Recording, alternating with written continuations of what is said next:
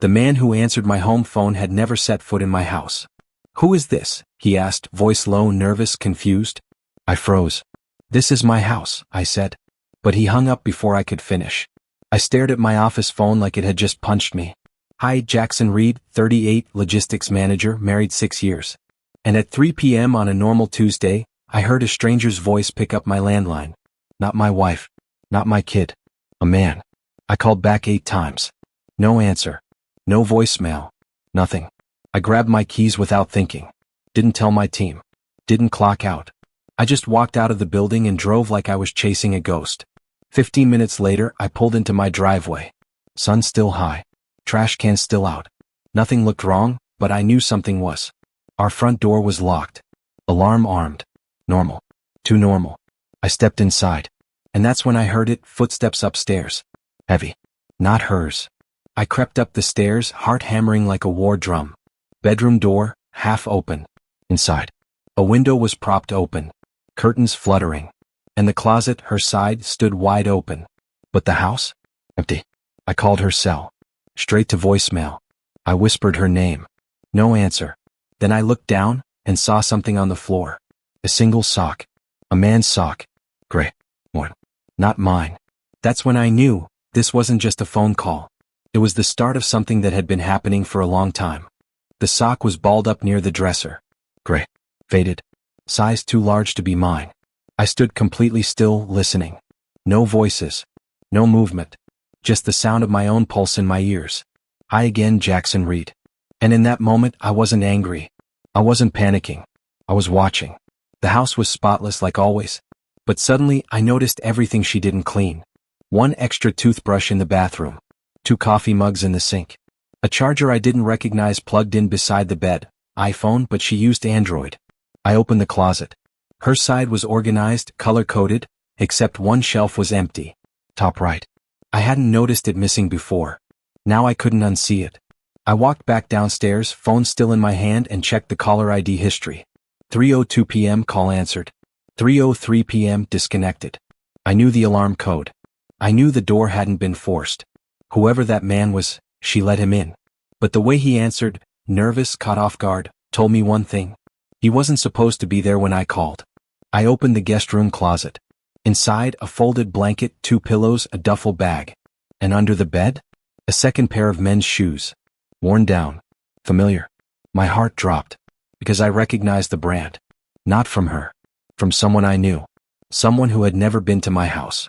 But had apparently been here, more than once. The shoes were size 12. Brown leather, scuffed at the toe. I'd seen them before, at my brother's apartment. He always joked about how comfortable they were. Better than slippers, he once said. Now they were under my guest bed. Hi, Jackson Reed again. And I stood there, staring at proof I hadn't even been looking for. Not in my wife's phone. Not in our bedroom.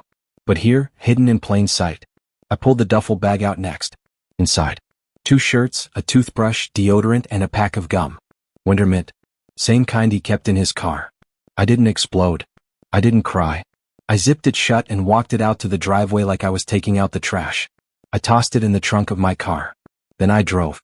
Not to her office. Not to his apartment. To our parents' house, where we'd all grown up. Where he and I used to race to the front porch for Sunday pancakes. He wasn't there. But Dad was. Hey son, he smiled. You're early. I cut him off. Has Mason been here today? He hesitated.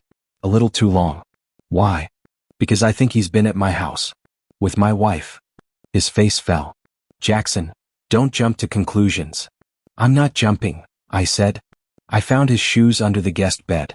His charger next to our nightstand. His sock by her dresser.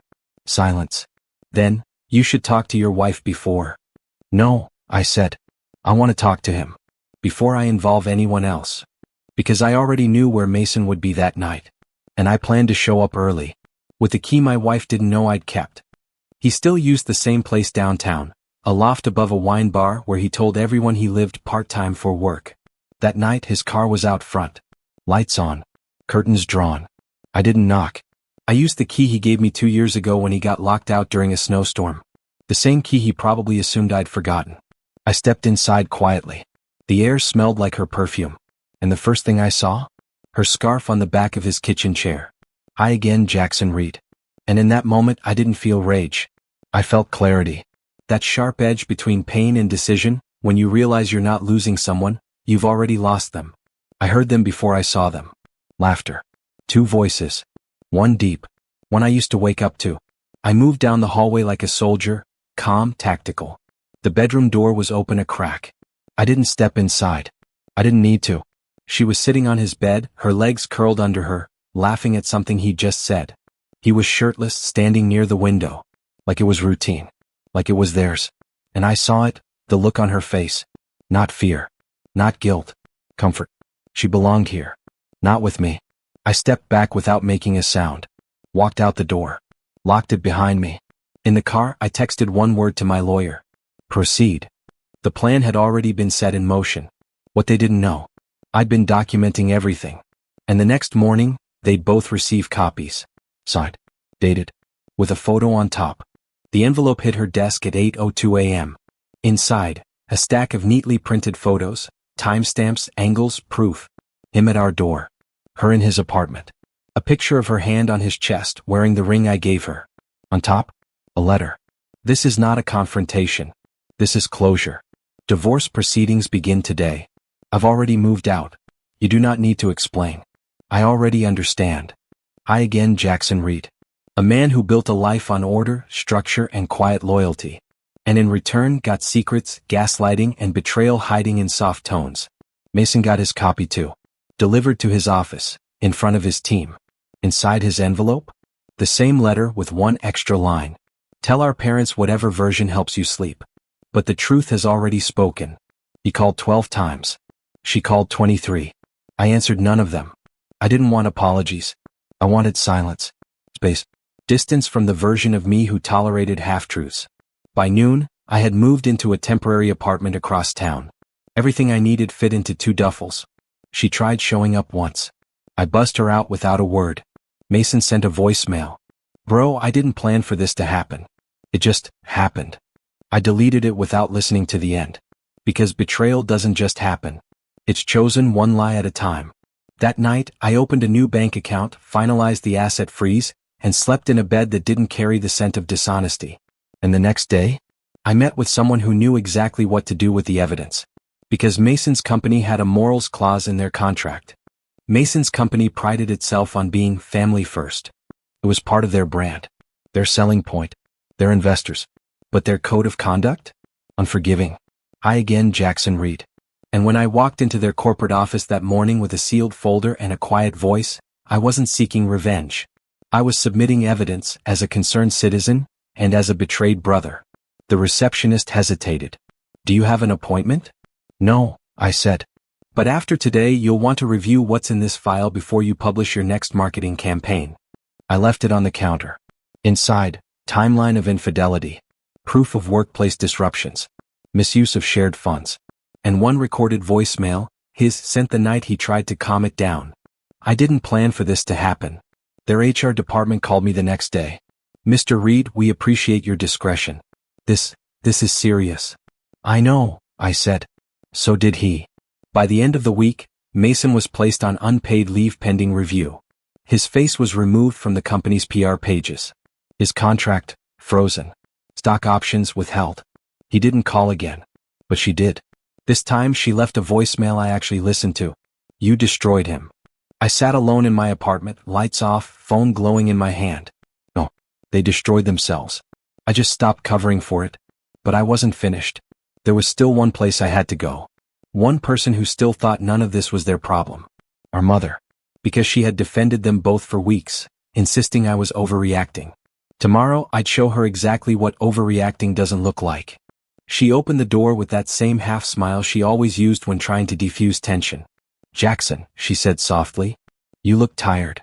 I am, I replied. Just not for the reasons you think. She stepped aside. Same house I grew up in. Same hallway where Mason and I used to race for the bigger slice of cake. Same kitchen where she hugged us both like we were equal. We weren't. She made tea. I didn't touch mine. I spoke to your brother, she said. He's devastated. I nodded. He will be. Sweetheart, people make mistakes. You can't blow up the whole family over one. I pulled out a printed photo. her on his bed. Then another. Him at our front door, using a key she claimed she never gave anyone. Then one last, a still frame from the voicemail with the timestamp burned into the corner. I placed them on the table like playing cards. Face up. Unflinching. She didn't move. "Mom," I said quietly, "I didn't blow anything up. I just stopped pretending everything wasn't already broken." She opened her mouth. Then closed it. She looked down, finally seeing it, not just the evidence but the quiet grief behind my eyes. "I didn't know," she whispered. "No," I said. "You didn't want to." I stood. Left the photos on the table. At the door I paused. "I don't hate them," I said. "I'm just done bleeding for people who call it love." That night I slept better than I had in years. Because the final chapter wasn't about them anymore. It was about me. And tomorrow I'd write the last page with no one else in the room. I woke up to sunlight. No voicemail. No apologies. No noise. Just peace. The kind that doesn't come from forgiveness, but from release. I, Jackson Reed. The man they used to lie to stepped over. And the man who didn't scream, didn't chase, didn't crumble. I rebuilt quietly. Closed the joint accounts. Sold the house. Cut off the shared insurance, canceled the honeymoon I never wanted, and left the memories in the ashes where they belonged. Mason's career never recovered. He tried to pivot, claimed mental stress, spun a story, but no one bought it. The truth had receipts. His reputation wasn't wounded. It was documented. As for her, she moved in with a cousin out of state. Sent one final message. "You were the best man I ever had. I just didn't know how to be honest with you." I didn't reply. Some truths are best met with silence. Months passed. I started hiking again. Picked up my guitar. Ate dinner alone and liked it. My laugh came back in pieces, then all at once one night while watching a dumb movie I'd never have admitted I liked before. And then one afternoon I passed by my old house on a walk. Different curtains now. Different couple. I felt nothing. Because the past doesn't belong to me anymore. Only the lesson does.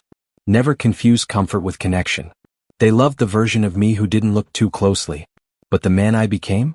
He sees everything. And he doesn't wait to be respected. He requires it. So if you ever wonder what happened to the man who got betrayed by his wife and his own brother in his own home, he left. He healed. He restarted.